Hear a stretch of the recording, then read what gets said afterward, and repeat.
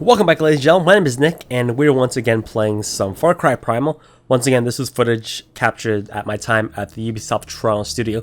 We're going to pick up on the storyline exactly where we left off. We met up with the first personality in the game, and we're going to jump right into a cutscene here, so let's watch it together. At first glance, I saw that we were in a cave, and I thought she was giving me the snoo eyes. But just in real life, like in real life, I was gravely mistaken. She just wanted to feed us. I think that was her way of repaying us for saving her life from LT Gray from the last episode. So this video, we're gonna get into some new gameplay elements, but I'll let the missus talk here for a second.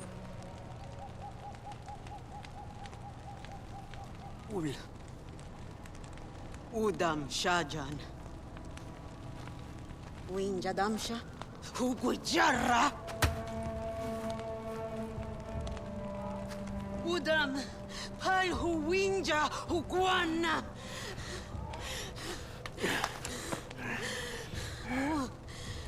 Winja Haiwa Guasha. Sandamsha Oros.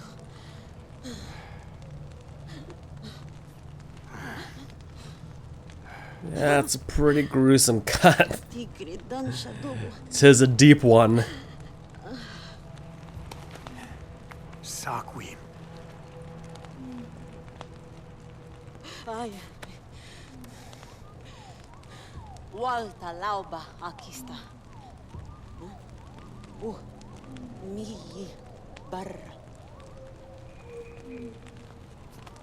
Once again, as you can tell, Ubisoft nailed it in this game with the somewhat too realistic eye animations that are a little bit eerie at the same time. But we're going to move into the next main mission of the game, which is basically just simplified into a fetch quest. But you can see right here that there is some green in this game. Some people were concerned that based on the introduction that the entire game would have that orange color palette for the environment. Kinda when you're playing the original Deus Ex Revolution, Human Revolution, the entire game looked like it was just the same yellow color palette. But don't worry, we do have some green foliage going on right here. So we need to collect 4 green leaves to MacGyver ourselves some herbal remedies to fix up that wound, and just kind of taking in the scenery right here. And this is like a little campsite within a nunchuck. I don't know if they're actually called nunchucks in this game. It's kind of like a Canadian Inuit thing. But anyways, so we set our little club on fire. The club is not indestructible. It will break after a while, so you have to make sure that you constantly have the right materials to make a new one. So there is a bit of gathering in this game, as you can see right there, the weapons that are available. So the green leaves are scattered throughout. They are highlighted in red what we need to collect, and all the green leaves that we need are by the river near water source. And we're gonna have our first encounter with another human being that is an enemy at this time around. And if you need a reason to kill him, other than the fact that he would kill you if he had the chance, it is the fact that he's a cannibal, as the game alluded to right there. So we gave him the club to the head, and then you see what he was munching on a little bit right there. He was munching on that guy, or beating it to his dead body. But anyway, so we gotta get the rest of the green leaves. The other 2 are on the other side of the river, and I didn't actually know this till I picked them up. There was actually 2 enemies right there, so we have a little encounter as well. So in this video, we're just gonna talk about general gameplay. So we're doing the forestry thing, hunting and gathering, and this first section also introduced you to the bases in the game. The first one was uninhabited, but bases do return in the game. They are not as complex to take down as previous ones, but they do offer quick travel points and a place to store your overabundance of resources, so you can store them in a container and come back for them a little bit later if you really do need them. And then right here we're gonna go stealth ninja mode again, and give the old club to the back of the brain. Created ourselves some homemade jelly, and that guy was not having a good day. So you constantly loot as well. It's not just looting animals for their pelts and stuff. And we're going to make it back to the base. I was in the clubbing mood, so I thought I would try my hand at trying to club a wild billy goat and try to catch up to the herd of them. And as you can see, it is not very successful. I can only imagine how like ridiculous this looks if you just saw like a caveman chasing after a bunch of billy goats with a stick and trying to take them down. But we do have actually another encounter. I accidentally run quickly into another group of humans up top of this hill right here, and kind of like a little bit of a panic moment. I didn't know what to do, so I did the only thing I couldn't think of doing is just running up and drop them. So there's a quick attack as well as a charge attack. This is the charge attack right here. Does massive amounts of damage. Luckily, the first two guys don't have long range weapons, but there's a third snake in the grass hiding behind that log. There's them behind that rock, and the club to the face. And right now it's kind of like amped up on clubbing people, and I kind of just went hamburger on his body. I was like, taking out my frustrations in life in a video game, having myself a little bit of a snack along the way. And that pretty much wraps up the second main mission. Nope. Have to hit him a couple more times just to be sure he's dead. It's like the zombie apocalypse. You always want to double tap. But we're gonna go back into the cave, and we're gonna have another cutscene right here.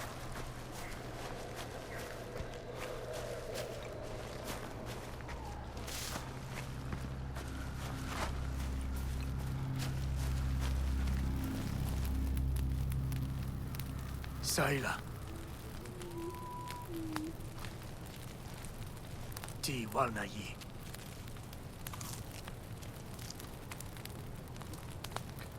I wasn't 100% sure what she was doing at first, and then it just became disturbingly obvious. She's making like a paste, combining the leaves with her saliva and slurping it back into her hands and asking it to push it deep into the wound, which is really, really gross because the human mouth is like a hotbed of bacteria, and these guys back in the day definitely did not brush their teeth, so I question how hygienic this would have been. The thing would have definitely got infected. Should have just used like a rock and a mortar sort of deal, but anyways, I'm not a doctor, but think of better ways. And a dirty leaf to close up the wound as a bandage. Caveman first aid 101. Domo arigato, Mrs. Roboto.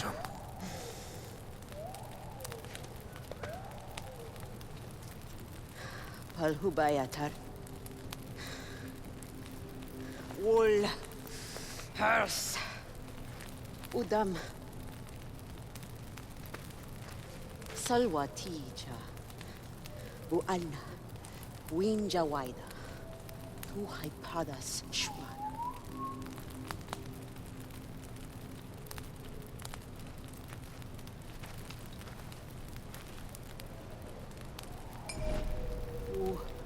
Alright, so that was the first mission. It's called a Deep Wounds, like I said earlier, just your standard fetch quest mission. So what we need to do is we need to gather more allies for our village. So basically, you can see this bonfire here that we will make our way to a little bit later. I think I actually edited it out. We pick that up along the way. So the bonfires, like I said, they function like the bases from the previous games. You clear them out, and when you clear them out, it gives you more people for your village, increases the population, which I think is the main premise of the game.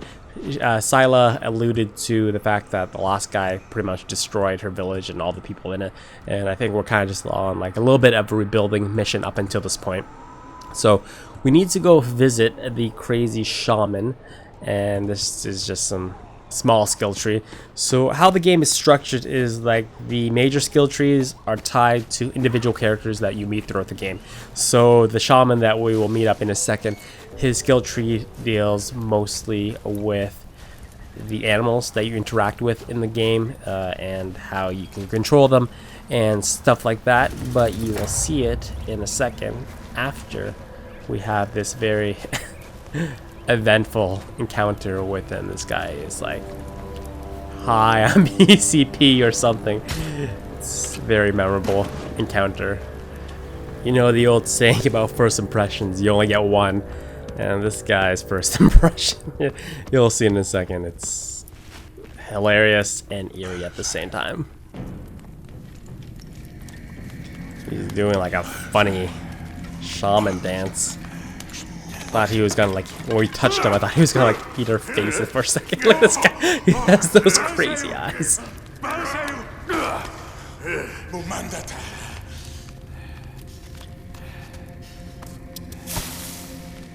Guaita Walshnar. Walshnar. Dinsai Hassan. Balsa Kuyikala. Hars. Nasa. Tigri. Luguamta. Mu Salwa Padawaida. Uhaita. Tinsai. Nay. Nay. Jassa. Ujasarda. Hassan. Oh, Ashai Baja. so unhygienic. And then a second lick for extra flavor in there.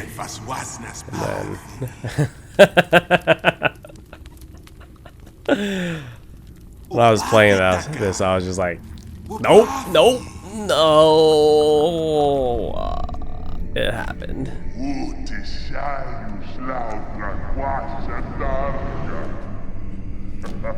And just like in the previous two games, we're gonna have ourselves a drug-induced hallucination.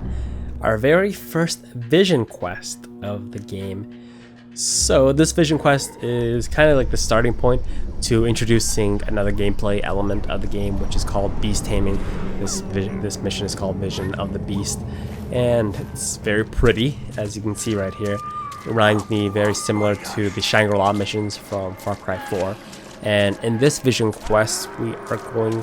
I kind of wanted to tame that guy just because freaking beautiful, but we have to settle for the owl, which is pretty cool in itself, but I know. Anyway, so like I said, we're trying to gain the power of the owl, and this scene is actually very reminiscent of the opening scene from Assassin's Creed 3, where Connor goes on that vision quest that leads him to the assassin that would eventually train him. We just have to follow the eagle the entire way through.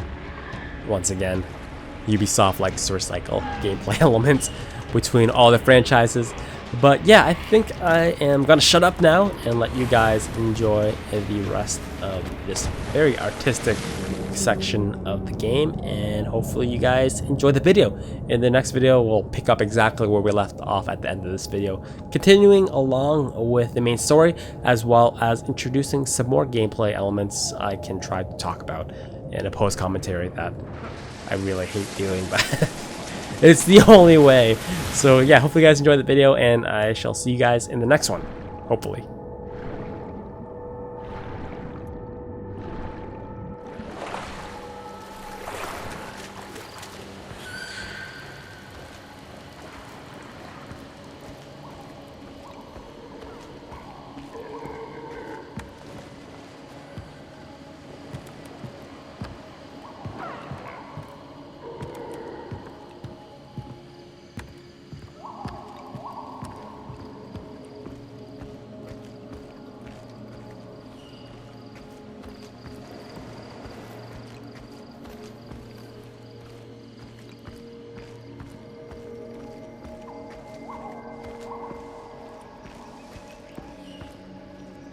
Daish.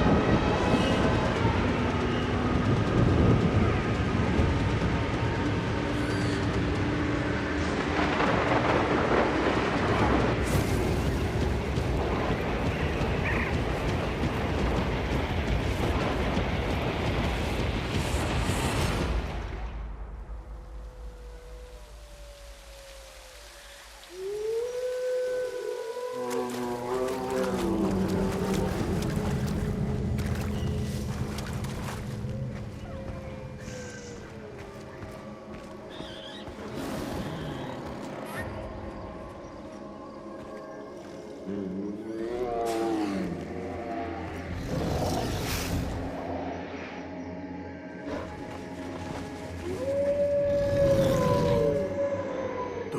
tush.